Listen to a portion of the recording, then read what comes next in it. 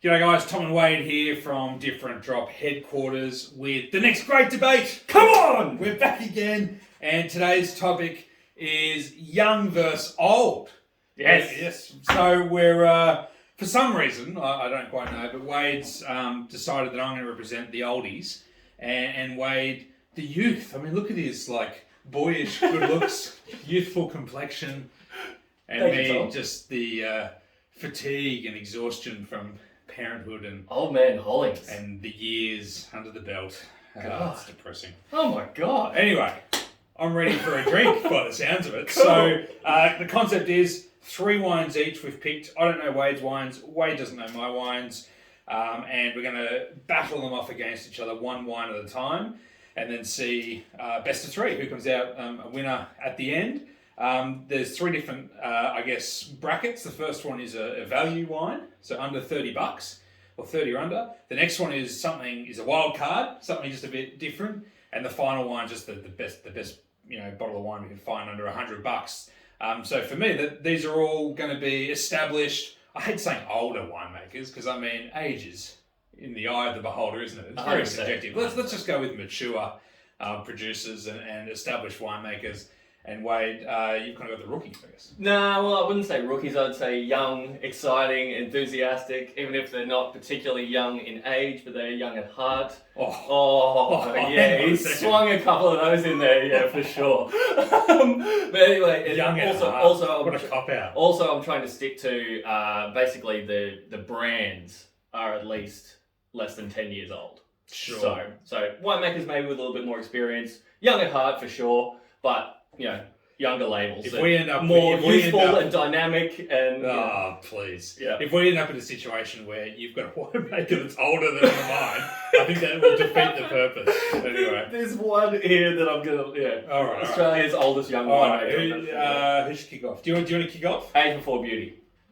So that means I don't know what that means, but I think that means you go first. So I go value, right? Okay. Yeah, value. So for my value pick, so if you think young generation and value, there was just one producer that just immediately jumped to the front of my mind. Husband and wife couple from the Adelaide Hills. Their brand is now just hitting 10 years old. So this is it. The reason I've chosen this particular wine is also one of their OG cuvées. OG is something the young people say, apparently. Yeah, original gangster cuvées. In terms of bang for your buck, these guys have been absolutely smashing it for over a decade. Well, which wine have you chosen? All right, let's see it. Here we go. First cab off the rank. The Truffle Hound. The Truffle Hound. Yes. One of our long-time favourites. What's the blend this year? So it's Neb Barbera. All right. This is going to be a really good showdown, actually. Yeah. So, I've gone with, it's a really similar style of wine, but again, it's an old dog learning new tricks. So one of our longest standing favourite producers, a man that's been making wine in Australia for decades. He's won every award imaginable in Australian wine. And yet he continues to innovate and reimagine what Aussie wine is all about. And that man, of course, is none other than Mr. Steve Pannell. SC Pannell, Basso Grenache. I'll crack the Grenache first if you like while you open up the net. Yeah, sounds good. So Steve's a master at Grenache in McLaren Vale. He's been making the wine for literally for decades, going back to his Hardy's days. And this is his crack at a more natural style of wine, of Grenache. So it's unfined, unfiltered, very low sulphur. Still comes from some great old vineyards, and then raised in really large oak. So the idea is to capture all that freshness and perfume and aromatics, and without losing any of that classic SC Pannell character. Yeah, I actually tasted this in situ with Steve down in the vineyard a couple of months ago, and the 2020 of this is comfortably the best vintage of Basso so far, I reckon. He's already so bright. He's in trouble. So bright and delicious. God, this is such a good wine. What is it? Is it $30? 28, I think. 28. Yeah. 28. Friday afternoon here. Might have a bit of a dry spittoon, I reckon. You need a dry bucket. We'll see if they're all as tasty as this. Far out. So for very, very low sulfur wine, Easily the best basso, yeah. Steve's kind of natty cuvee, I guess. It is his wine built for hipsters. But yeah, it's incredibly fresh and clean, isn't it? Like that's just like essence of Grenache grape, like basically. 100%. Good stuff. Still has that tannin though. Steve, tannin is life for Steve. Like you talk to Steve about red wine making, it's always about tannin. And that still hasn't talking. I'm still chewing that tannin from that wine. So off to a big start, mate. Far out. That's a ripper. You know what's great about this is that Brendan learned his trade under Steve. Yeah. Yeah. Yeah, it's kind of worked out well. It's almost like we planted them. Yeah. We did. So Truffle Hound is Nebbiolo Barbera, a bit of Sangiovese, and I think there might have been a splash of Merlot in it this year.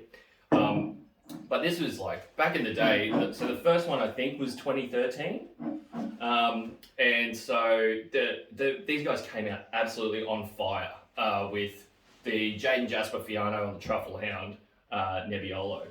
So they've stuck it around sort of $25 and under for that entire decade, and pound for pound introducing a new generation of drinkers to these emerging Italian varieties. Brendan and Laura have been absolutely at the front of the pack. So it's more Laura making the wine now these days. She's got such a good deft hand with getting just the smashability out of these like earlier drinking styles. That is such a pure, fresh iteration of that wine. There's been some vintages of this where it's looked a little wobblier than others. Yeah. And a little hairy, but I mean that is just it's very similar to this. Yeah. It's polished, isn't it? Yeah.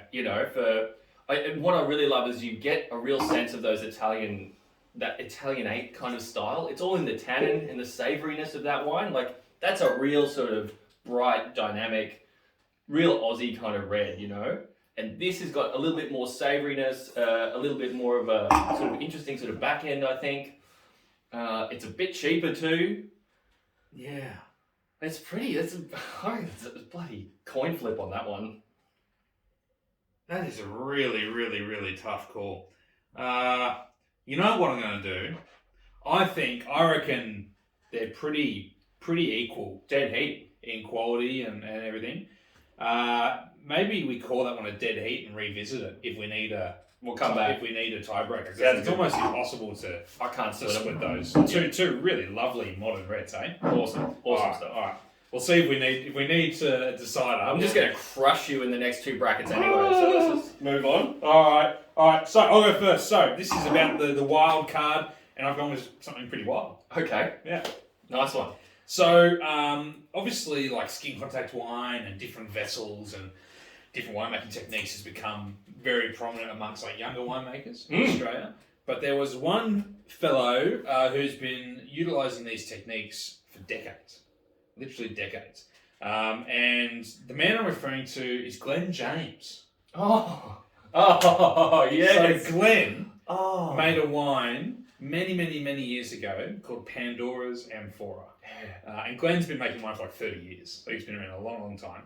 And the wine was probably one of the first in Australia to be fermented and raised in clay amphora.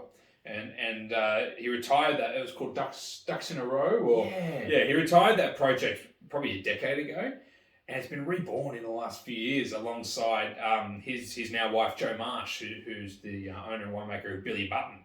And it's called Claypot Wines. Yeah. And what I've got is the newest version of the Pandora's Amphora 2017. Yeah. This is like a cult wine. Yeah. In Australian wine circles, and I can't wait to try this. Very, very, very cool choice. What do you got? Okay, so in terms of wild card, I sort of went in that natty lane as well. Yeah. And for me, younger generation natural producers working with no sulfur in Australia, there is pretty much no one that I reckon sort of holds a candle to how good Owen Latta's wines are. Oh, yes. Yes. So he's got the classic label with Eastern Peak, but the Latta Vino range, where he does his more experimental stuff and a lot of no sulfur wines, they're extraordinarily good. So I've gone for my pick from him. Which wine? The Ex Nihilo Pinot Gris. Woo! So Very popular Pinot Gris. absolutely. One of the OGs, as the young people say, of that kind of textural blush sort of style of Gris. This is the first wine that made me realise that Pinot Gris doesn't suck. Yeah. Let's. I think we should go this first. Yeah, right. Yeah, right. All right. Go the lesser one first and So, then bring it home. Yeah, I reckon, like, for me, this is A bit lighter in colour, hey, this year. not as much of a blush this year, yeah, but it's always got a little hint of that coppery tinge from a bit of skin contact. But it's the texture that Owen gets into this wine, which is remarkable. Oh, it's so like sweet, It's very pretty, isn't it? beautiful, Fairy floss. yeah, floral perfume. It's like poached pears and a little bit of a flowery note. Far out.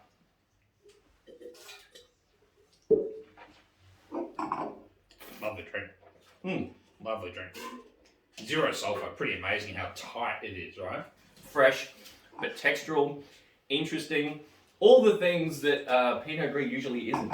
It can be. It should be. It should be, yeah. And he's absolutely nailed this. So Yeah. I'm a huge fan of that wine. Yeah, cool. All right, good start. A little bit more, a little bit more restrained than some of the vintages, which go a bit more exuberant.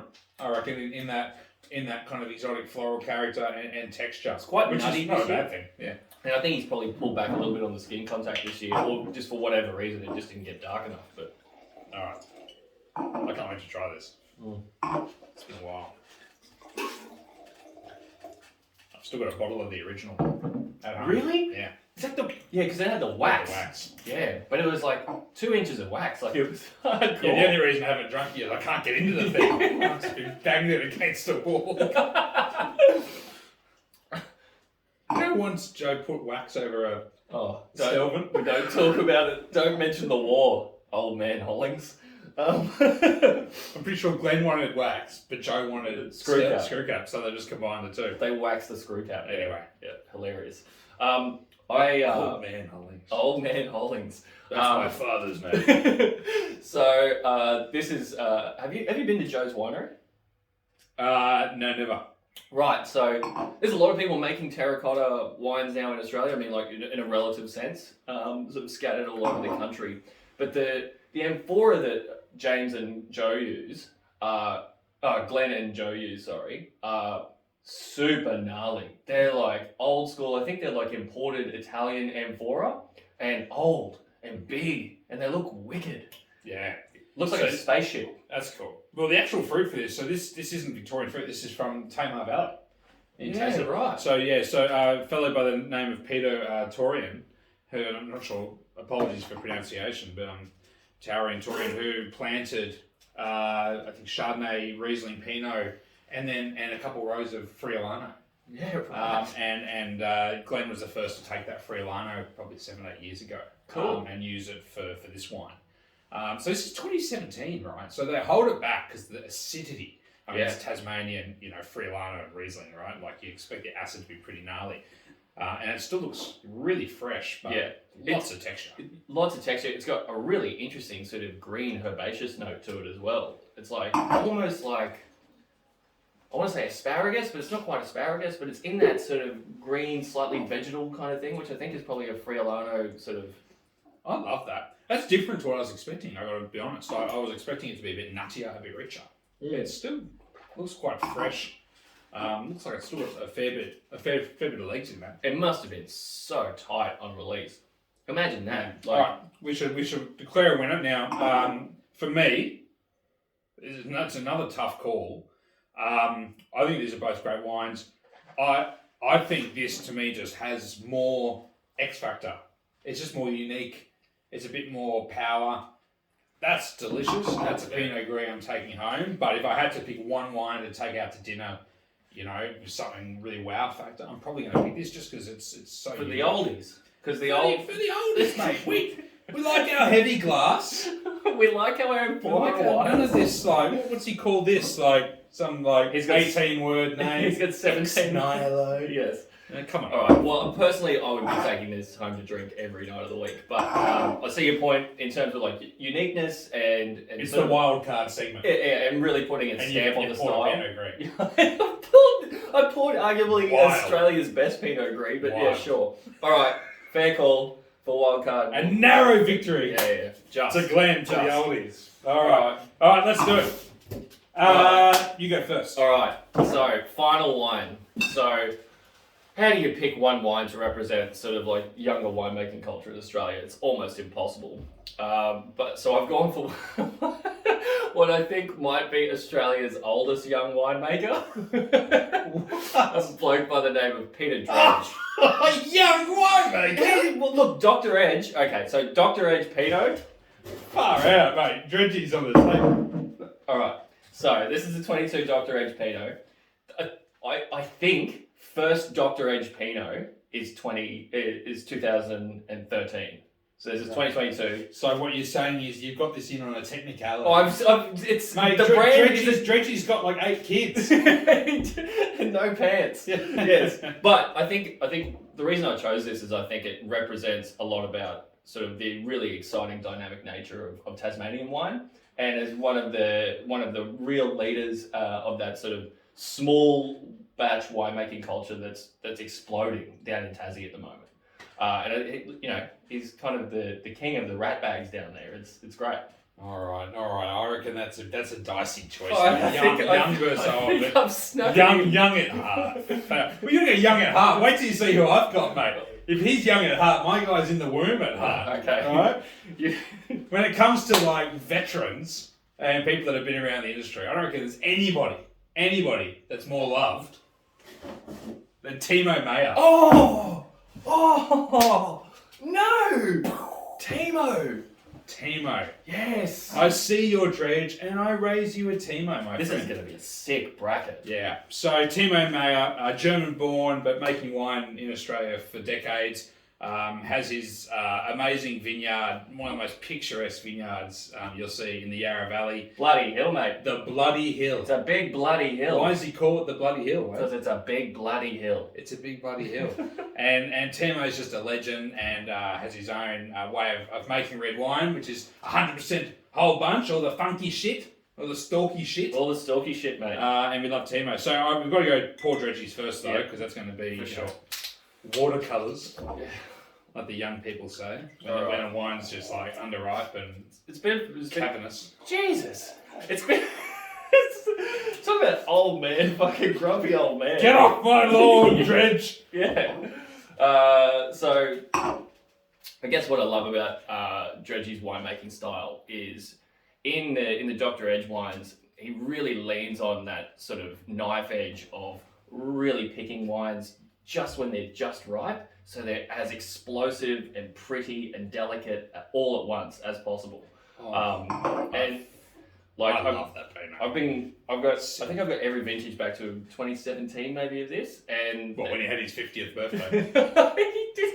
Jesus, he's so baby faced. Someone missed the brief. He must still get carded when he goes into a pub. Like he's got a dead set baby face, but yeah. So it's a little bit of smoky reduction there, which is a real Dredgy signature on his Pinots. That he always has a little bit of funk, not dissimilar to Timo.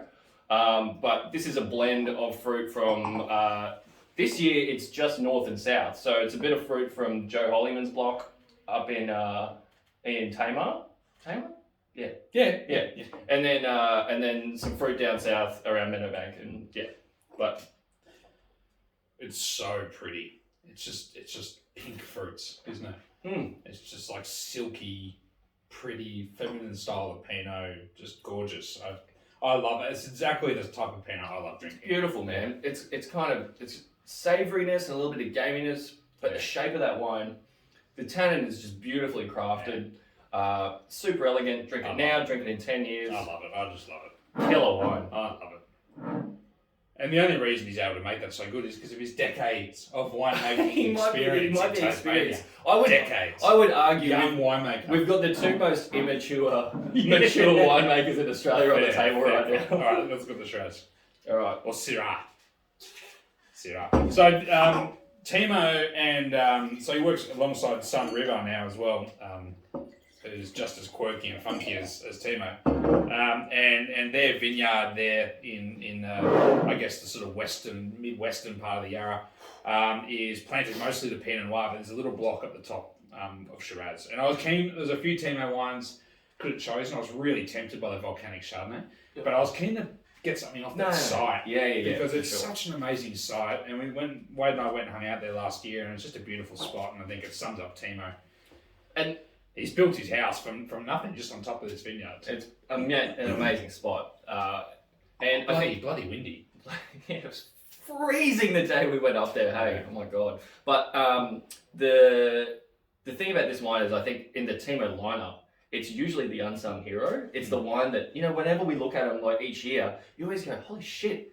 The Syrah is the one that really like sticks out. But I always love it. People always go to like the Pinots, obviously, the Gamay, the Nebs, those sorts of things. But he's an absolute master of Shiraz. So I haven't tried this since we first got stock in a few months back. Yeah. And that spicy, stalky, bunchy character has really settled into the wine now, I think.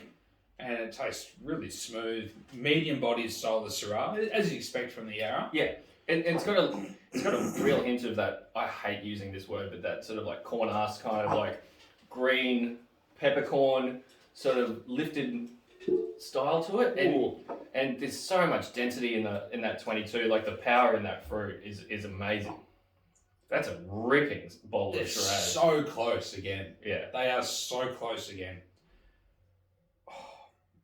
Two cool wines. Really cool. Yeah. Like every one of these showdowns has been a coin toss.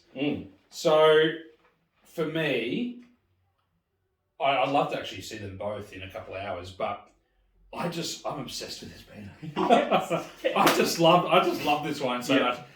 I don't drink a lot of Shiraz at home. If I'm going to drink Shiraz or Syrah, it's going to look like this. Medium-bodied, spicy, aromatic, a bit herbal. I love it. But that to me is just like drinking silk. I just adore Dredgie's Pinot. Mate, I'm not going to argue with you. 60 years old. I won't argue with you. I agree. I made the better choice. I agree. All right, well, now we've got a problem. Well, yeah, it's a dead heat. Let's have another look quickly at these two wines. Now that they've had 5 minutes to open up. And see if we can't find a winner here quickly, because we can't have a dead heat, mate. And I don't want to rock, paper, scissors you again, because I killed you at RPS last time. I know, I'm a bit scarred from it. Alright. It's McLaren Val Grenache. Oh, here we go. Pretty innovative, Tom. This isn't about innovation, it's about value. It's beautiful. It's a fucking good bottle of Grenache for $28. I really love that. Yum. Alright. Here we go. We need like a tiebreaker judge for future videos. We do. Any volunteers? Anyone want to put your hand up to come hang out here at DDHQ, and just in case we have a tiebreaker? No Holling sycophants either. Oh, there's some thousands of them. I just love the meatiness and the savouriness of that. Like to me, that has more like a deeper level of complexity and detail and more interest about it. That's straight up just a glorious, bright, juicy bottle of Grenache. Drink that every night of the week and you'd be absolutely stoked. Just feel like this kind of delivers a little bit more interest and something a little bit unusual. And especially if we're talking about value, getting a Nebbiolo Barbera kind of led blend at that price point is essentially unheard of in Australia, and no one does it really, except Brendan and Laura. That's the kicker for me, I think. Yeah. Like I can't split them. That's got some interest, I agree. This is just beautiful to drink, and I'm probably going to drink that if I have to choose one to take home tonight and drink. Yeah. And I will. But this is like $23, $24 on the shelf. It's insane. How they make it, I have no idea. But yeah, in terms of like pound for pound value, we're talking straight dollars here, Tom. You've got to go with the young guns every day of the week. Jesus, I don't know what happened there. All right, Wade is victorious again. It's Friday, Arvo. Give me a break. Bloody hell, I thought I had that one sewn up. But I had Pannell, I had Claypot, I had Timo Mayer. That was unlosable. That was like the Blues 2 weeks ago, ahead with 10 minutes to go. Anyway, the young guns. The young guns. What is this? The young guns. What is this? Thank you, Dredgy. Love He's you. like 45 years old. You're worse than Rory Kent. We said brand 10 years. I snuck in there. It's a technicality, but. Well done, Wade. Well done, mate. Thank you, You're mate. the winner of this debate. We'll be back soon. Please subscribe to our channel because it just makes us feel good. Yeah. Cool. Cheers, guys. Bye. Bye.